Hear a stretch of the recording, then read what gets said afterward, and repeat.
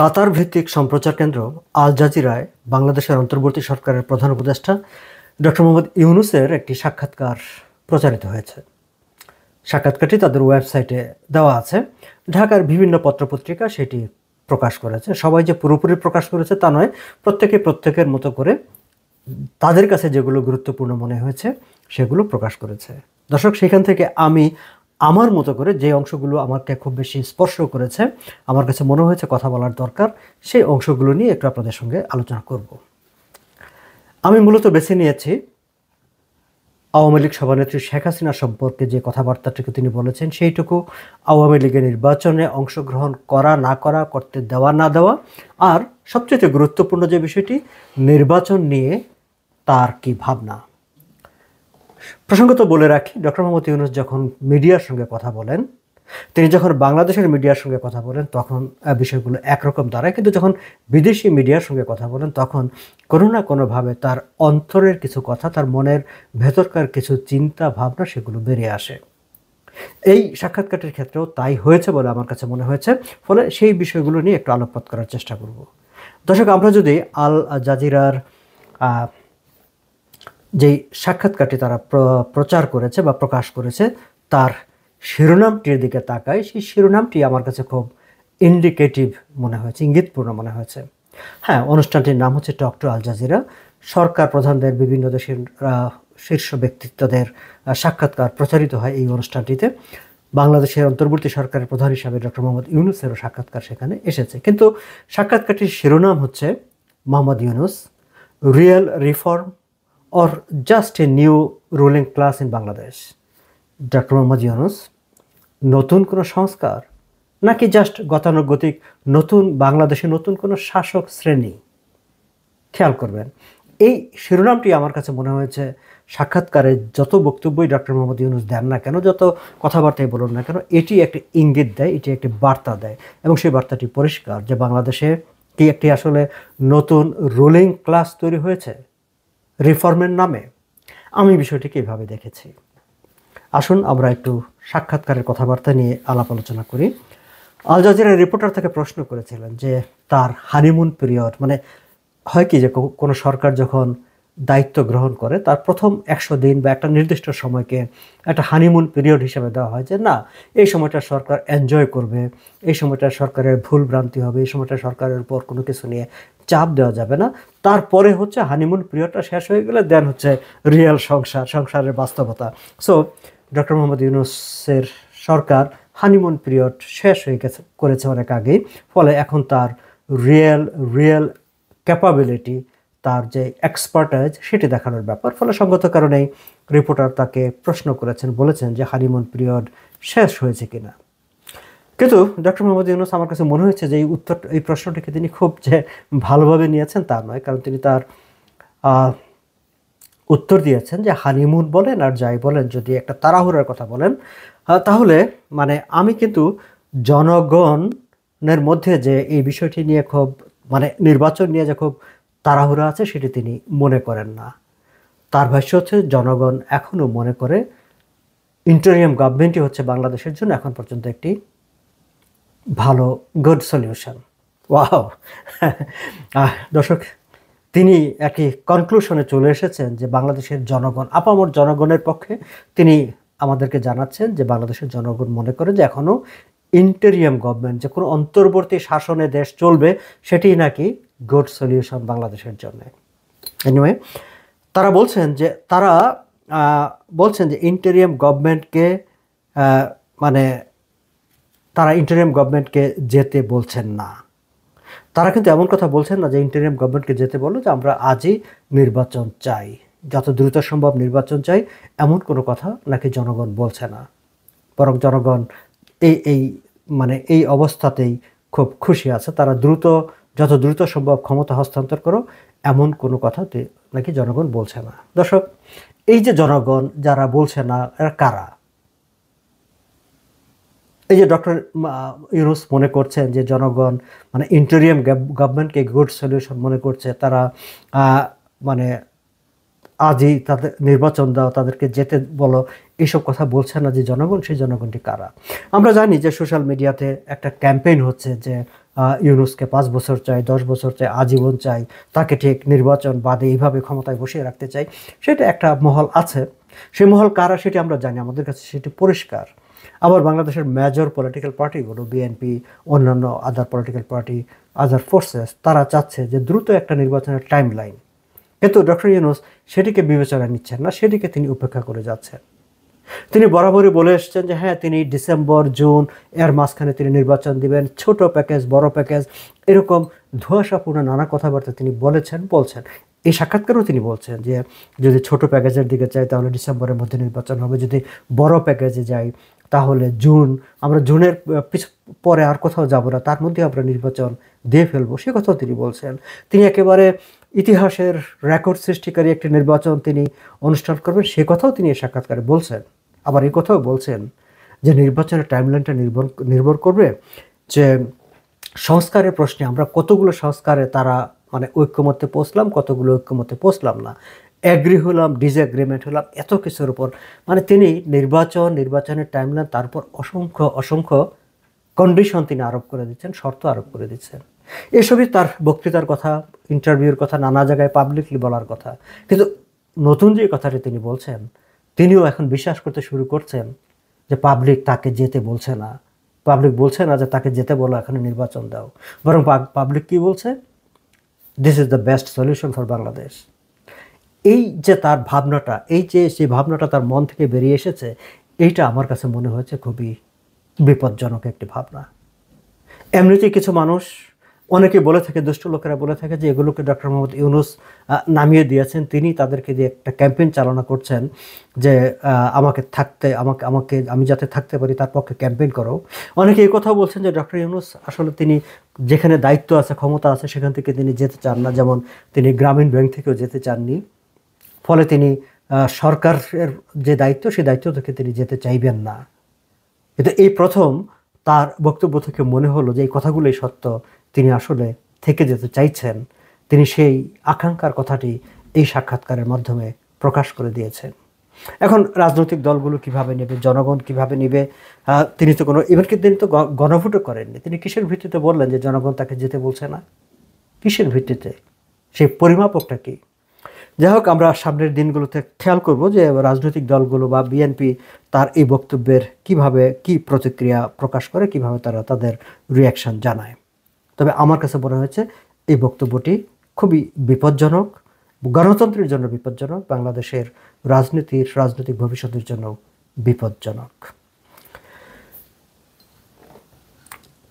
Reporter প্রশ্ন করেছিলেন যে সাবেক প্রধানমন্ত্রী শেখ হাসিনা এখনও নিজেকে বৈধ প্রধানমন্ত্রী হিসাবে দাবি করেন, পরিচয় দেন, এবং তার ভারতে অবস্থান, এই বিষয়টিকে বাংলাদেশের অন্তর্বর্তী প্রশাসন, বাংলাদেশের অন্তর্বর্তী সরকার কিভাবে দেখছে?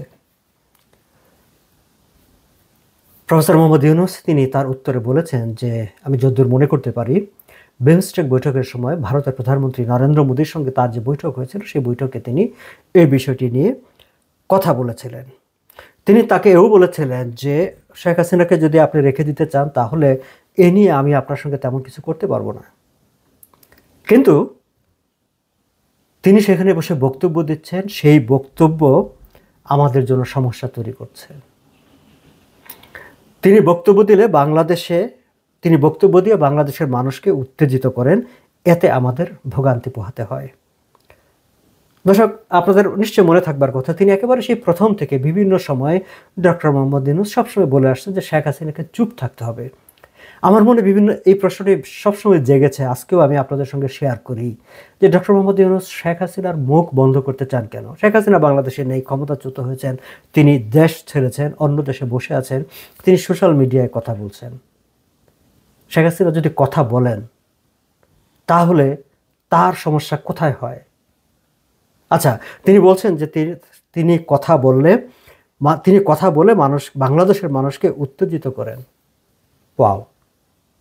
বাংলাদেশের মানুষ তো তাকে ক্ষমতাচ্যুত করেছে, তার বিরুদ্ধে বিপ্লব করেছে, তার বিরুদ্ধে অভ্যুত্থান করেছে, তাহলে তিনি কথা বললে বাংলাদেশের মানুষ উত্তেজিত হবে কেন? তাহলে কি আপনি আপনার শাসনে এমন কিছু করছেন যে শাসনে মানুষকে সন্তুষ্ট করতে পারছে না, মানুষকে সুখী করতে পারছে না, ফলে মানুষ মনে করছে যে না, শেখ হাসিনা কী বলে সেটি শুনি, এবং শেখ হাসিনার কথাকেই মানুষ বিশ্বাস করতে শুরু করেছে বা তার কথায় আস্থা আনতে শুরু করেছে? এরকমই একটা পরিবেশ কি এই ইতিমধ্যে তৈরি হয়ে গেছে? তা না হলে তার বক্তব্য নিয়ে আপনি এত ভয় পান কেন? তার মুখ বন্ধ করার জন্য আপনি চেষ্টা করেন কেন? এই প্রশ্নগুলো আমার বিভিন্ন সময় মনে হয়েছে। দর্শক, আপনাদের কি মনে হয়? নিশ্চয়ই আপনারাও আপনাদের মতামত শেয়ার করতে পারেন। তবে ভারতের প্রধানমন্ত্রী নরেন্দ্র মোদী ডক্টর মোহাম্মদ ইউনূসের এই বক্তব্যকে একেবারেই পাত্তা দেননি। আমরা জানি যে এর আগে বিভিন্ন সময় ভারত বাংলাদেশের মধ্যে যে সচিব পর্যায়ের কিংবা বিভিন্ন পর্যায়ের যেসব বৈঠক হয়েছে, সেই বৈঠকগুলোতেও ঠিক একই কথা বলা হয়েছিল যে বাংলাদেশ বরাবরই বলেছে যে শেখ হাসিনার মুখ বন্ধ করতে হবে, এবং বরাবরই ভারতীয় পক্ষ থেকে বলা হয়েছে যে ইন্ডিয়া একটি উন্মুক্ত দেশ, সেখানে মানুষ যদি সোশ্যাল মিডিয়া ব্যবহার করে যদি কথা বলে, সে কথা আমরা বন্ধ করতে পারি না। শেখ হাসিনার ক্ষেত্রেও সেটি প্রযোজ্য। এবার স্বয়ং প্রধানমন্ত্রী নরেন্দ্র মোদী তিনিও ঠিক একই কথা বললেন যে এটি তার ফ্রিডম অফ স্পিচ। সেই ফ্রিডম অফ স্পিচটাকে তিনি সোশ্যাল মিডিয়া নিয়ে কথা বললে সেখানে তার কিছু করার নেই। এবার আল জাজিরা রিপোর্টার তাকে প্রশ্ন করেছেন, তার মানে কি এই যে নরেন্দ্র মোদী শেখ হাসিনার যে কথা বলার স্বাধীনতা, সেই স্বাধীনতা রক্ষা করতে চাচ্ছেন, এবং এই যে আপনারা তাকে ফেরত পেতে চাচ্ছেন, তাকে ফেরত দেওয়ার ব্যাপারে তিনি কোনো গ্যারান্টি দেননি? ডক্টর ইউনূস স্বীকার করেছেন যে হ্যাঁ, নরেন্দ্র মোদী শেখ হাসিনাকে ফেরত দেওয়ার ব্যাপারে কোনো গ্যারান্টি দেননি। তিনি এক কথায় উত্তর দিয়েছেন ইয়েস নো, মানে নো গ্যারান্টি। অর্থাৎ তিনিও জানেন যে তাকে শেখ হাসিনাকে ইন্ডিয়া ফেরত দেবে না। এবং এই ইন্টারভিউতে এবার আমরা ডক্টর মোহাম্মদ ইউনূসের বক্তব্য থেকে আরও একটু পরিষ্কার হলাম যে ইন্ডিয়ান গভর্নমেন্টের হাইয়েস্ট লেভেলের অ্যাটিটিউডটা কি শেখ হাসিনার ব্যাপারে, তার কথা বলার ব্যাপারে, তাকে ফেরত দেওয়ার ব্যাপারে, যেটি ডক্টর ইউনূস আমাদেরকে নিশ্চিত করলেন নরেন্দ্র মোদীর সঙ্গে তার বৈঠকের আলাপচারিতার উদ্ধৃতি দিয়ে। প্রশ্ন করা হয়েছিল আগামী নির্বাচন নিয়ে, যেহেতু শুরুটাও হয়েছিল, আমি আলোচনাটা শুরু করেছি নির্বাচন নিয়ে, যে তিনি মনে করছেন যে জনগণ তো এত তাড়াতাড়ি নির্বাচন চাইছে না, জনগণ বলছে না যে তাকে ক্ষমতা ছেড়ে দিতে হবে, তবুও তিনি নির্বাচন ডিসেম্বর জুন সেই ডেডলাইনের মধ্যে করতে চান। আল জাজিরা রিপোর্টার থেকে প্রশ্ন করেছিল যে আওয়ামী লীগকে নির্বাচনে অংশগ্রহণ করতে দেওয়া হবে কিনা। দর্শক, ডক্টর ইউনূস বিভিন্ন সময় এটি নিয়ে মানে একেবারে এর আগে তিনি বলেছিলেন যে আওয়ামী লীগকে নিষিদ্ধ করার ব্যাপারে তার কোনো অভিপ্রায় নেই, সরকারের কোনো সিদ্ধান্ত নেই, কিংবা আওয়ামী লীগকে নির্বাচন অংশগ্রহণ করতে দেওয়া হবে কি হবে না সেটি রাজনৈতিক দলগুলোর সিদ্ধান্ত নেবে, সেটি সরকারের সিদ্ধান্ত নয়। কিন্তু এবার কিন্তু তিনি সেই সব জায়গা থেকে সরে এসেছেন।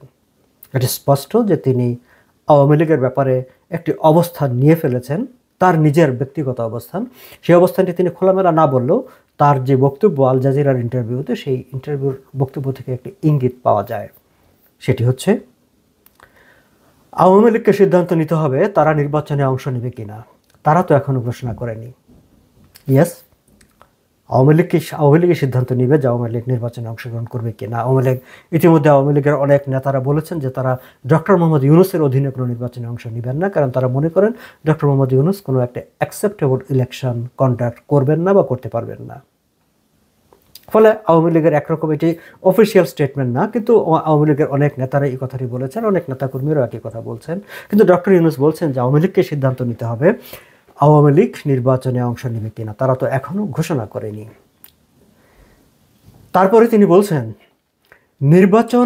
যদি আওয়ামী লীগ নির্বাচনে অংশগ্রহণের ঘোষণা দেয়, তখন দেখতে হবে যে নির্বাচন কমিশন কি প্রতিক্রিয়া দেখায়। আরও অন্যান্য বিষয় আছে।